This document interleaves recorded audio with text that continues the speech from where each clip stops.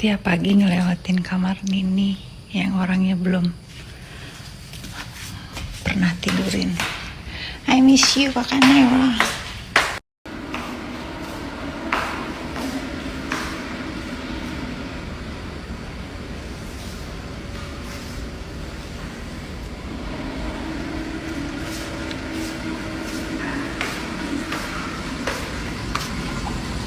Good morning. Good morning.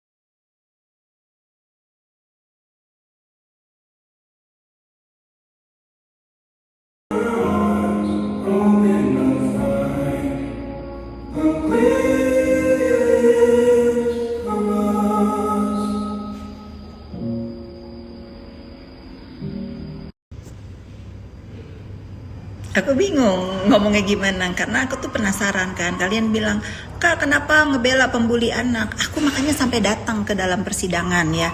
Aku lihat buktinya itu tidak ada. Isa itu mengatakan, biar syukurin loh, nanti anak lo bla bla bla bla, misalnya gitu. Itu menyumpahin ya. Tapi yang aku lihat di dalam bukti itu, dia berkata, nih catat ya, antara nyumpahin sama mengingatkan. Dalam dongeng dia ya, yang ada yang baper, jangan jahat-jahat kan lagi hamil, nanti kalau jahat bla bla bla. Itu mengingatkan, bukan nyumpahin. Itu untuk siapapun orang yang sedang mengandung. Tentu kita ngelihat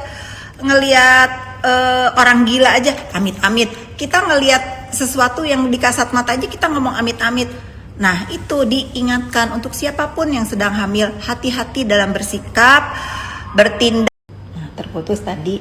Jadi aku tuh melihat di dalam dongengnya yang sehingga ada orang tersinggung, yang kata saksi-saksi semua itu adalah berasumsi, asumsi ya. Di dalam BAP-nya katanya asumsi ya.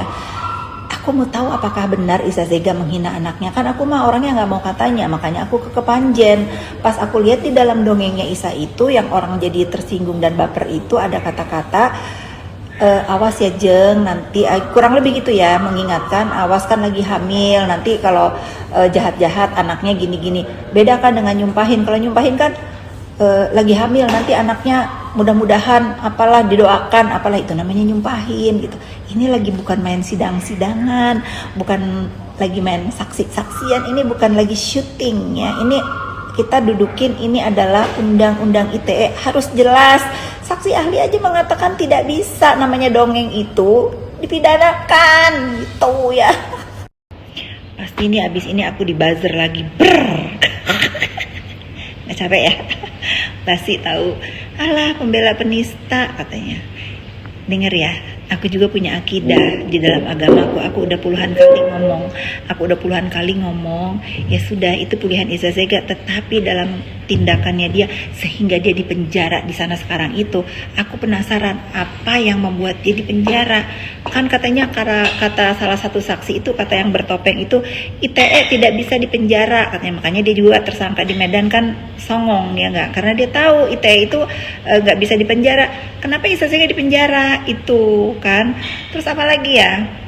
Sudahlah ya, pokoknya mah aku akan tetap menyuarakan, membela orang yang menurut aku benar. Jangan baper, jangan marah. Ya basi, kalau udah jangan main buzzer-buzzeran lah. Sekarang masyarakat itu udah pinter, mana yang diketik sama manusia, mana yang robot, mana yang disuruh, mana yang hati nurani, itu udah paham. mana yang hati nurani itu udah paham ya.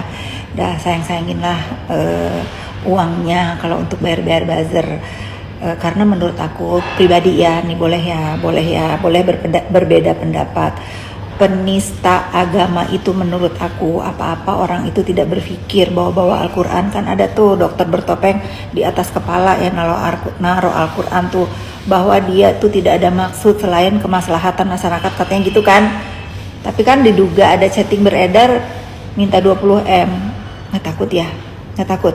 Nah, kalian bedain ya, mana yang benar-benar penista, mana orang yang bertobat berserah diri kepada Allah Subhanahu wa taala. Walaupun aku tidak membenarkan Iza Zega ya untuk pergi ke Mekah, itu pilihannya dia ya, tapi dia sudah.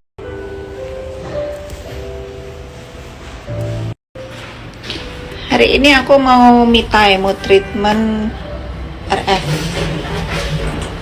RF itu untuk orang-orang yang males berolahraga ya boleh lah, tapi tetap lebih penting olahraga ya, ngegosok ini apa, ngegosok lemak-lemak.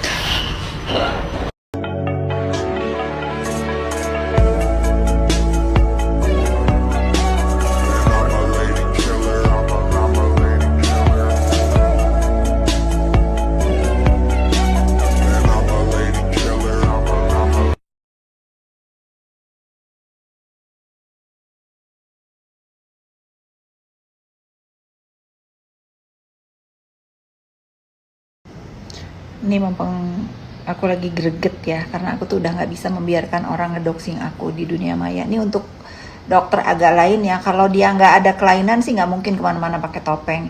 Tidak ada yang mau ketemu kau ya.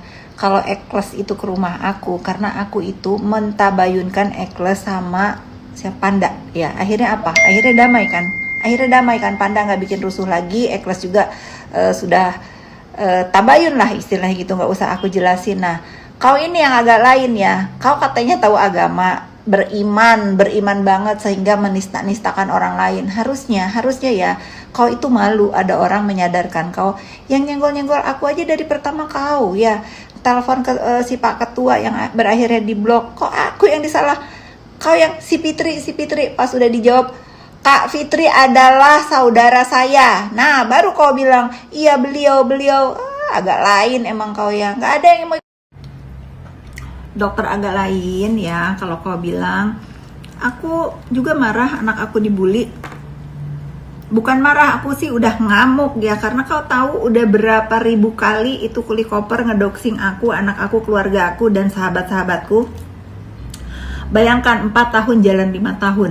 Kalau sehari aja dia story 10 kali story, belum lagi reel, belum lagi feed di Instagramnya, belum di TikTok, belum di YouTube, berapa puluh ribu kali dia sudah ngedoxing saya ya. Jadi saya ini bukan lagi marah ngamuk.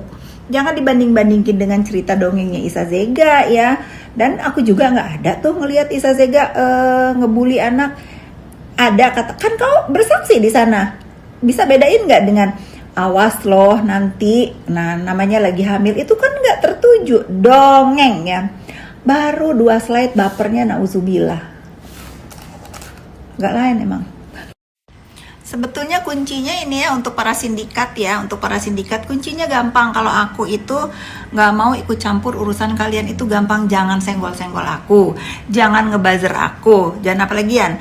Jangan menggiring-begiring opini aku dalang, padahal dalangnya kalian tahu siapa ya. Sudah terucap, terlafaz dengan salah satu anggota kalian.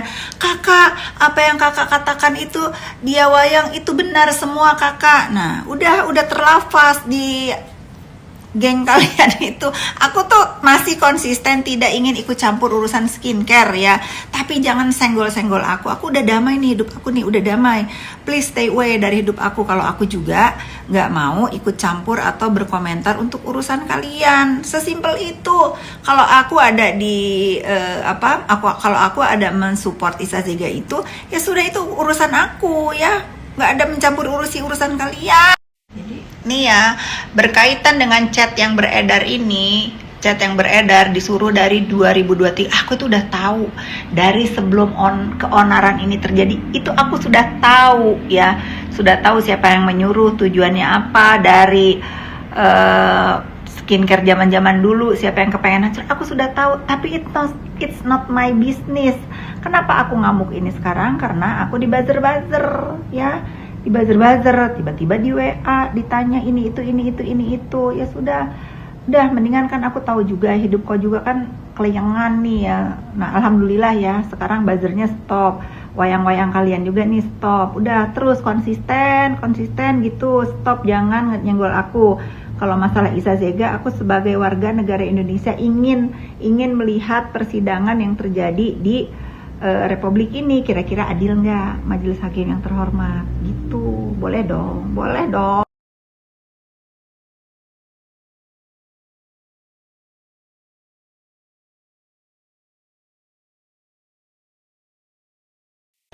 Jadi saksi cukup menjawab yang ditanya. Kalau ternyata pernah saksi lihat tapi tidak jadi barang bukti, kita tidak bisa beropini di sini. Oke? Jadi ditanya aja nanti satu-satu, yang dilihat saksi yang mana, silahkan saksi komentar. Kalau yang ternyata pernah dilihat tapi tidak pernah dijadikan barang bukti di persidangan, jangan komentari di sini. Oke? Lanjut, silakan. Izinkan kami akan menampilkan. Tidak terjadi opini, kalau cuma menunjukkan aja buktinya juga sekali. Jangan juga beropini yang ada cacat, tapi itu bukan bahasanya seperti itu gitu loh. Artinya biar tidak disimpulkan sendiri. Oke. Fakta. Ya. Kalau beropini Adakan video atau postingan dari terdakwa yang seperti tadi disampaikan, misalnya menyampaikan anak itu cacat misalnya, tapi dijadikan barang bukti di persidangan. Nah, jadi saksi cukup menjawab yang ditanya. Kalau ternyata pernah saksi lihat tapi tidak jadi barang bukti, kita tidak bisa beropini di sini. Oke? Jadi ditanya aja nanti satu-satu, yang dilihat saksi yang mana, silahkan saksi komentar. Kalau yang ternyata pernah dilihat tapi tidak pernah dijadikan barang bukti di persidangan, jangan komentari di sini. Oke? Lanjut, silakan. Izinkan kami akan menampilkan video.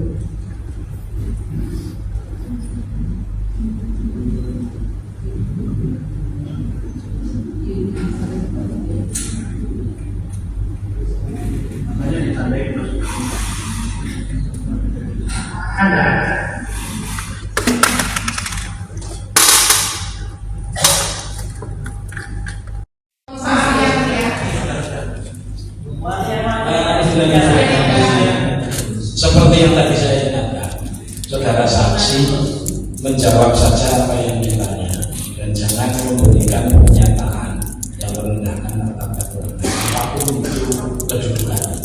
Ya, ya tidak boleh kayak gitu. Ya, semua harus dihormati. Ini di persidangan, kalau kalian mau ngomong di luar urusan kalian, tapi ketika di sini apapun yang terjadi di bawah kendali pengadilan. Paham? Ya, silakan lanjut. Terima kasih, saudara saksi. Saudara saksi tahu nggak itu siapa sih? Dok Sulatif atau Bang? Iya, Dok Sulatif. Cerita itu dari mana? Saksi sebenarnya dari siapa? Jadi jangan kita mengembangkan sesuatu yang cerita orang lain. Lanjut, silakan. Baik, yang mulia, terima kasih. Dipastikan dulu. Saudara saksi ya, ini tadi saudara menceritakan terkait yang saya tanyakan itu dengarnya dari siapa? Dari mata sendiri. Dari saudara saya sendiri ya. Ya. Terus apa terkait uang itu ceritanya? Ya, Saudara ini saya. itu Saya cuma menceritakan bahwa saya bisa menjual Oke, uang. atau saudara saksi stop dulu. Ketika saudara Sandi menceritakan terdakwa minta uang itu, langsung minta ke Sandi sendiri atau dengan telepon yang ditanya. Di sini bukan masalah bohong dan tidak bohong, tapi cerita yang saudara sampaikan itu harus ada buktinya. Karena tidak mungkin kita ngomong cerita orang, tapi orangnya sudah pernah bersidang di sini dan sudah pernah memberikan keterangan di bawah sumpah juga di sini. Oke, jadi kakak gini, kita tidak akan berdebat. Tapi kalau misalnya memang pernah menyampaikan seperti itu, dijelaskan di mana, seperti apa cara penyampaiannya, yang saudara tahu itu apakah ada misalnya bukti chatting atau bukti WA, kalau dia minta 2 miliar, minta 3 miliar, minta 500.000 atau minta 70 juta. Jelas dulu. Tapi kalau hanya itu cerita dari Sandy, ya sudah, penuntut ini saya pikir karena kemarin Sandy sudah diajukan juga. Oke, berarti dari cerita orang. Kenapa? Karena kemarin Dr. Rocky waktu cerita di sini tidak menyampaikan hal seperti itu.